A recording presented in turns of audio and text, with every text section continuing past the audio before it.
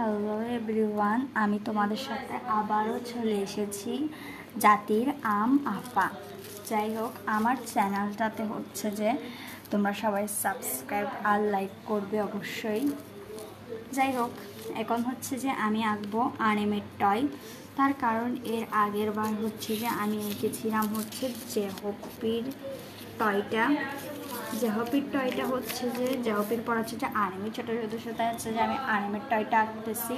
এখন হচ্ছে আমি আনিমের টয় আঁকবো। কে কে আনিমকে ভালোবাসো আর আনিমকে বিটিএসের বেস্ট লিডার মনে করো, তারাই আমার এই ভিডিওটাতে লাইক করে দিও আর ভিউজ করে দিও।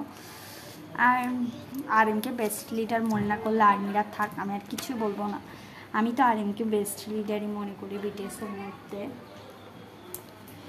কারণ ও সব দিক থেকে লিডার হওয়ার যোগ্য।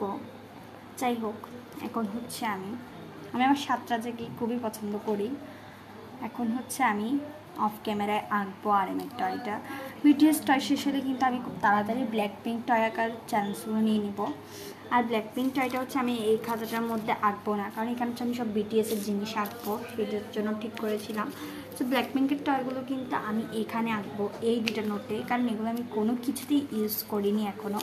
আর এগুলো তো ইউজ করতে হবে। এই স্টিকারের মধ্যে জিমিনের টয়টা এত লাফালাফি করতেছিল যে লাফালাফি তোমাদের সামনে চলে আসছে একটু মজা করতে করতে। যাই হোক, চারদিকে শুধু আমি বিটিএস।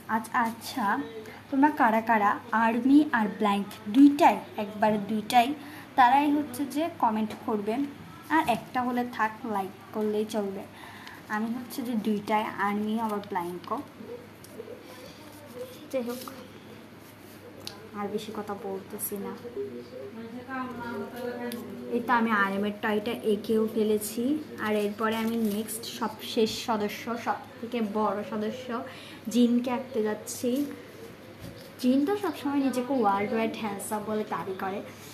যাই হোক, আমার কাছে তো সবাইকে ওয়ার্ল্ড ওয়াইড হ্যান্ডসামই লাগে।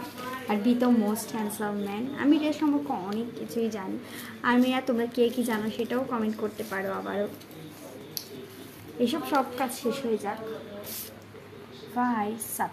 Thanks for watching to my channel জাতির আম আপা।